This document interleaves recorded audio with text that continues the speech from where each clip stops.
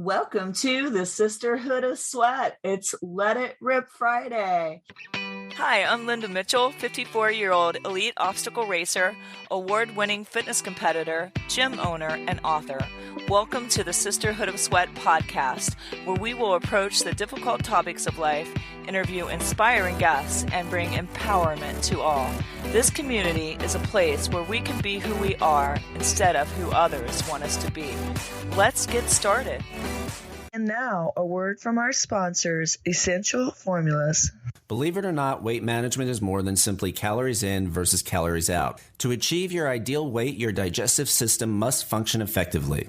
I'm Dr. Fred Pescatori, author of The Hamptons Diet and science advisor for Dr. Ohhira's Probiotics. Research has found that there are regulating factors that control absorption of calories and whether they are stored as fat. One of the most significant influences in our ability to keep fat off is having the proper amounts of beneficial bacteria in our GI tracts. These friendly bacteria help in regulating blood sugar and normalizing our appetite. I recommend taking Dr. Ohhira's Probiotics every day due to its carefully selected strains of live beneficial bacteria that work synergistically to maximize health, increase energy through better absorption of nutrients, and help with weight management. I believe that Dr. Ohhira's probiotic is the most powerful and effective probiotic available today. Discover the Dr. Ohhira difference. Dr. Ohhira's probiotics are available at Vitamin Shoppe, Whole Foods, Sprouts, and other fine health food stores nationwide. Please don't forget to subscribe, rate, and write a quick review. This helps the Sisterhood of Sweat get noticed on iTunes. And I truly appreciate your support so much. We have been consistently hitting top 100 and top 50 for the last 6 months. If you want to help get my message out even more and impact more people's lives all over the globe, please post a picture of my show and tag me at Sisterhood of Sweat on any social media platform. It would mean the world to me. It is my goal to create a like-minded community of women who build each other up to create huge wins in their businesses, relationships, and life. Every Wednesday and Friday, I will be dropping a new show to ignite your life, fuel your passion, and give you the courage and confidence to go after what you want unapologetically. And I'm going to start us off with a quote by the great Jack Canfield. Don't worry about failures. Worry about the chances you miss when you don't even try. Don't get stuck in the misses, getting to the other side. It's easy to look at where you failed, where you went wrong, what didn't work right, how embarrassing it was. I could say when I walked out on stage with somebody else during their turn at Fitness Universe, I could have focused on the actual mistake because it was kind of confusing backstage and they were changing the order of the show. And I even asked the backstage manager if we were supposed to be going out in the lineup. And he said, yes. So I ended up walking out with my good friend, Sharon, and on the catwalk when it was actually her turn to do her bikini round. And as it was standing out there, I'm realizing, holy crap, I'm not supposed to be standing here. How embarrassing, right? So I go off the stage. I am like, she's probably thinking, what in the world? And then they call me back out. And I had two choices to make. I could either be stuck in my past mistake, which just happened a second ago, or I could recover. And I just went out there with the mindset of, I am a nice girl. You got to understand, I got nice girl syndrome. So to break out of that and to recover from my mistake, I went out with, I'm meant to do that. Like the whole attitude. And it was my first time at Fitness Universe, Bikini America. And I literally missed top 5 by 1. I got 6th place. And so I remember that experience, that all is not lost because you fall flat on your face or you fall flat on your butt. it's how you recover from those mistakes when you make them. Many times we think we may have missed our chance to do something because it didn't show up in the way we expected. And that's where you have to beware of expectations. I find when I would show up to something without expectations, not to say you shouldn't ever have any, but it always turned out better than I dreamed, better than I envisioned.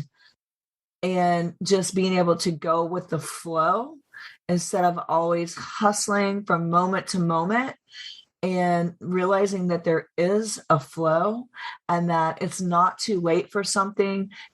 A lot of the times we think we missed our chance, but if you don't take a chance, you could miss it. So there, that's twofold. If I have a chance and an opportunity and I talk myself out of it, ooh, I really missed my chance. I doubly missed it. So like recently I was telling you about something that's coming up, which I'll be revealing soon. And I'm very, very excited. It's like maybe a top 5 opportunity that's happened in my life. And I could have had the mindset when my friend and I were looking at it of, well, I don't know, you said the timing's not right and I'm not quite ready and all of that. But instead I flipped it on its head and I was just speaking positive things.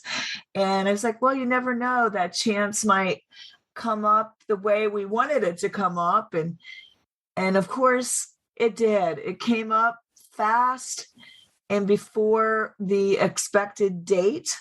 And in my memories on Facebook popped up this quote that day, that you need to be ready when opportunities come knocking. And so they don't always come dressed up in the way we would think, and we might pick them apart. I'll use an analogy about that. My dad, his dad used to pinch the leather on his shoes. And he would pinch the leather to make sure whether it was real leather or fake leather, and end up pinching a hole in the shoe. And so I'm famous for telling people, don't pinch the leather, because when the opportunity comes, sometimes it's not looking the way like you expected it to look. So you're looking at this opportunity and you're skeptical. Is this really an opportunity? I don't know. And well, should I do it? Or the imposter syndrome. Am I worthy of doing it? What will people think? It's all these things when this opportunity that you've been dying for and dreaming of comes up, but it didn't come up the way you expected, all gift wrap in a bow. Although maybe it is gift wrap in a bow. It's just the way you're looking at it. So I'll just tell you today, when opportunities come, don't miss them because you're expecting them to show up some other way. Like God just dropped it from the sky and the whole world was like, ah. Like we think that things are going to show up like that. Like suddenly we're going to be all these things, and we don't realize there's a whole process of working towards those things. But I do believe if you ask not, you have not. And when you ask, just like the Bible says, ask and you shall receive. Ask. Don't be afraid to ask. And you'll be surprised what might happen in your life when you just ask. And going for the ask, many times people don't even go for the ask. You don't get what you don't ask for, right? So on to another quote, which I really like. You're always going to miss your chance if you never take the risk. If you never shoot your shot, like my friend Meredith likes to say, and she's a Hall of Fame basketball player, if you never shoot your shot, you're never going to make your basket. You're not going to achieve the goals that you don't set, that you don't reach for. So make sure that you don't turn down the opportunity when it comes knocking at your door, that you recognize it, that you seize the day and you ride the wave and you see where it will lead you. And I can just remember when I had been in the corporate gyms, I had always been mom and pop, but all of a sudden everything turned to these big, huge palaces, I'll call them, like the Taj Mahal of gyms, corporate gyms, no longer the mom and pop. And I felt like they were a number and they weren't really mattering. It was all about the sales. It was all about the bottom line. And I just really wanted to be in a place where I could change people's lives. And I still remember when I had been, coordinating in gyms, personal training, managing, and I always made great money. It wasn't about the money, but it was about just the vision and the purpose and feeling like I mattered and I was making a difference and that I was living to my full potential, because nobody wants to feel like they're not living full out. You always know when you're holding back, you're playing small, you're not living into your greatness. So here I had the choice of going and coordinating at this gym like I always had, or seeing where this thing would lead that I started outside on a bridge at the Voice of America Park. And you guys have heard me many times say, like a troll on the bridge, where we're out in the open. But it was everything I envisioned. I wanted an outdoor boot camp because I feel people are cooped up inside for too long most of the time, and they're not getting the element of the fresh outdoors and the atmosphere and the sunshine and all the things. So we were outside at the Voice of America Park on the bridge, and all my people that knew me, that I trained as instructors, competitors, fitness people, or just clients, were walking by. I'm hanging from the bridge on a TRX, and they've never seen one. They didn't know at the time what in the world it was. And we're running the bridge in these bouncy Kangoo jump shoes, which they're like, what in the world is that? Or we're running the hills, it's quite a surmountable hill, let me just say. It looks insurmountable, but it is surmountable. That was such a tongue twist on words. So here we are, we're doing this, and it doesn't probably look too cool. Everybody's in the frou-frou gym that's decorated nice and the air conditioner, and we're out there crawling. Let's do bear crawls. Let's run the hill 30 times. And I'm just saying, I remember I started with one client and one TRX, and now today I've grown it into having my own brick and mortar gym and online business, and have touched thousands of people's lives all over the globe with this podcast, my books, and speaking engagements. So I'm just saying, you never know where that one idea could lead. And that probably did not look like an opportunity to most. And so I took that opportunity of what I envisioned and built it into more. And you guys can all do that in your lives with the things that light you up inside, that feel like your biggest, boldest purpose. And I just said, I want to see where this could lead. I want to see where this could lead. I never dreamed where it could lead. Like now, when I look back, I'm like, oh my goodness, from that one decision of, I want to see where this can lead, and taking that chance. And then I would just pray each time when I needed, like it was getting cold outside and it was freezing and it was time to go indoors. I didn't know if I would have very many customers if I had them out there. Although now with 75 hard, maybe people would come and tough it outside and get their instead of their cold shower for 8 minutes, they'd be outside in the cold. But I just thought, well, we need to be indoors. So I found a place as soon as I prayed, and indoors we went. And we were in that facility as well as outdoors for another 5 years. And then at the time when this owner decided something else would be good for his business model, I prayed, God delivered again, because he orders our footsteps. And I asked, right? Ask and you shall receive. I asked again, and I found a turf field that was perfect. It was bigger than one I had been at. I didn't have to share it.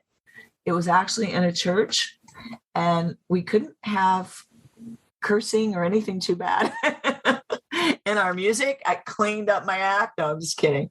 Not like I do that a lot, but I'm just saying it was perfect. It was perfect. And then a little studio that lit me up inside. And that's where I started. Small, humble beginnings. And so each step was really small, guys. It was really small and humble. It was small and humble. I definitely was humbled by the bathroom experience at that studio. So then we moved to the next studio, and that was scary. And then the big opportunity came, and I felt encouraged by my prayers to take the leap, and I did. And so I would just say to you today, sometimes your opportunities you're not recognizing because you're expecting them to show up a different way. So keep your eyes and ears open and take those small steps, because generally it's the small steps that get you to the big thing. Most people did not wind up where you're FOMOing over them by just taking one step. Most people have taken multiple steps to end up where they're at. That's why we shouldn't be comparing ourselves also to someone else's journey, and realize that ours, if we would just pay attention to ours, it's enough. So in closing, I would just say, when you ask for something, be ready. It just might show up, and it might not show up in the way you think. So make sure you're ready to take that leap. And I'm going to leave you with this last quote here. In the end, we only regret the chances we didn't take, relationships we were afraid to have, and the decisions we waited too long to make. So don't miss your chances. Make sure you take your chances, and that when opportunity knocks, that you're ready to leap. Bye, everybody, and have a great weekend. And as always, I love talking to you guys. I love hearing from you.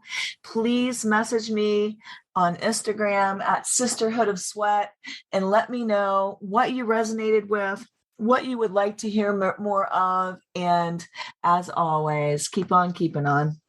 And I hope that all of our listeners have enjoyed this podcast. And if you guys have really enjoyed this, please review us in iTunes, and also share this episode with your friends and your loved ones. Thanks again for listening to the Sisterhood of Sweat.